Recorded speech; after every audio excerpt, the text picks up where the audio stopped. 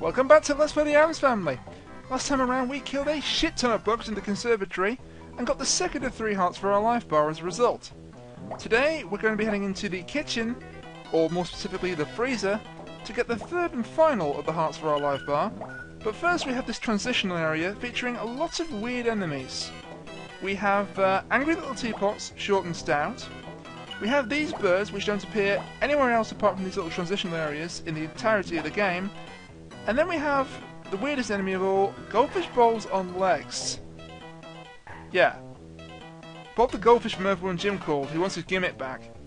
Although technically, this game came out a couple of years before Earthworm Jim, so technically it's this game that wants its gimmick back from Bob the goldfish. Anyway, that nonsense aside, Finn gives us another hint here, and basically he's just telling us what the boss might be. Let's see. Cold Man Heartless. Oh my god, we have to fight Arnold Schwarzenegger from Batman and Robin. No, we don't really. But this is quite a... I mean, it's quite a short area of the game, this freezer, but it's tricky. And by the way, that hint, see if you can figure out who the boss is while I tackle the freezer. And the freezer was annoying primarily due to these damn penguins, who come at you like lemmings surging over a cliff. Except, of course, that's a myth. There are 2 myths about lemmings. The first is that they jump over cliffs, they don't. The second myth about them is that that was a myth invented by Disney. It wasn't. Now you know. And knowing is not a G.I. Joe reference. But seriously, with the amount of penguins we're killing here and using the invincibility, we could make Pinguini. Which is just linguine, only with another ingredient. Penguins. But what is it about penguins in video games, man? I mean, penguins in real life, cute, lovable birds. Penguins in video games, annoying as all hell. I mean, come on, Super Mario 64, Adventure Island, and this game, to name just 3 examples, have penguins that are super annoying. Anyway, this little area of the freezer demonstrates the 2 main problems with this area of the game. The first, as you can see, is our traction. Ghosts' traction is not good the best of times, okay, but factor in ice physics, and this becomes a nightmare. I mean, at certain points you'll find yourself moving when you're not even touching the control stick, like here. And our second sort of underlying hazard of this area are the icicles that are hanging above our heads like the sword of Damocles. And by the way, the weird enemy brigade continues. We've got... well, I've got nothing as to what those things are. The closest I can think of is ice golems for some reason. Whatever they are, you do get 1,000 points for jumping over the heads of the first few in this area. Those easy points will disappear once you reach a certain part. In fact, I think it's here. It is here, yes. As for the other new enemy in this area, I suppose I'm going to call them eyeball bats. Can I call them again? Well, yes, I mean, they're not going to complain. They're fictional characters in a video game. But am I the only one that thinks that these things wouldn't look out of place in Castlevania Bloodlines? Maybe it's just me. But I honestly believe that. And those icicles, as I was trying to explain but got sidetracked by the Castlevania Bloodlines comment, they're there to make sure that you don't super jump. Super jumping in this area is not really encouraged, otherwise you're probably going to hit your head on the icicles and die. However, just to be tricky, Ocean did mix it up a little and throw in a couple of jumps that if you don't super jump, you'll fall into the spikes below and you'll also die. In other words, whichever way you go, top or bottom, you're still going to die. And this is one of the trickier jumps in the entire game. You have to kind of... it kind of looks like Gomez is going to fall off the platform and then you jump. It's kind of hard to explain, and again, I hope the video footage does it more justice. Fortunately, you'll notice I'm taking a fair amount of hits here, but there's a fair amount of cash to be found in this area. And even better, it's all in fairly accessible places. I mean, it's just lying around on the ground or on platforms. Apart from one area, which is hidden away at the end of this, just before the boss, none of the cash, god damn it, I was so close to a no-death run then, and then traction screwed me over. None of the cash is what I would call hidden, apart from one area, which is well hidden to make up for it. Also, although you can get a lot of cash here, there are no freestanding 1-ups to collect, which is kind of a shame. Now, speaking of hazards that people might find tricky, on your first playthrough you might be intimidated by these snowballs.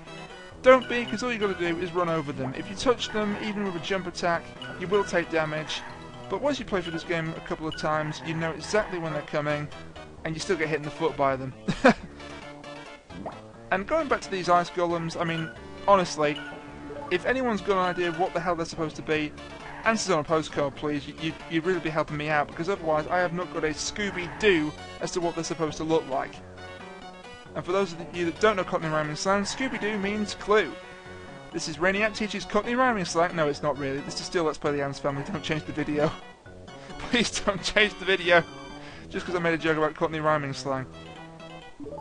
And if you thought that Gomez's traction was bad enough, just look at it with the training shoes on. Look at that. I'm having to hold the opposite direction constantly just to prevent myself from skidding into the spikes. But the shoes do allow us to do something cool here, and that is just, well, if I hadn't just smacked my face into that ice golem, it would have allowed us to do something cool and take a massive shortcut with some big jumps. This is actually the final area before the boss, and you can kind of tell it is because they're throwing all the previous obstacles and enemies at you. You've got the return of the snowballs, you've got the return of the eyeball bats and the ice golems, the icicles are still there. Everything but the kitchen sink is being thrown in here. Thankfully, they didn't include the penguins either, which is a relief. I mean, it makes it sound like I don't like this stage, but actually I do. I think it's a fitting place to get your last heart from. Again, I know, non-linearity of the game, it can't really be the last place. You could technically do this place first if you so wish to. But actually, I do believe this was intended to be the final area where you get a heart in the game. I'll explain that in a second. Right after we discover a not very easy to find bonus area. Here's Thing's hint just before the boss. And on its own, it doesn't tell us much. But if you combine it with the previous hint before we entered the freezer in the first place, there is a secret to find. What you're going to do is run right here and duck just before you hit the wall. And then you come to this bonus area with 3 hearts to fill up on. And this kind of reinforces my belief that the ocean at least intended you to take on this boss last after the 3 heart-bearing bosses. Oh, that's a good phrase, that, heart-bearing bosses. I must bear that in mind. Our boss then is not Arnold Schwarzenegger, it is in fact a big old snowman. And he's actually quite easy.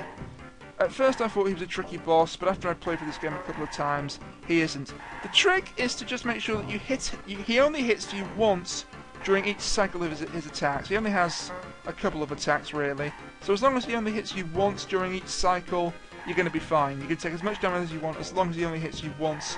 Or nonce, oh, should I say no times, none, during each cycle.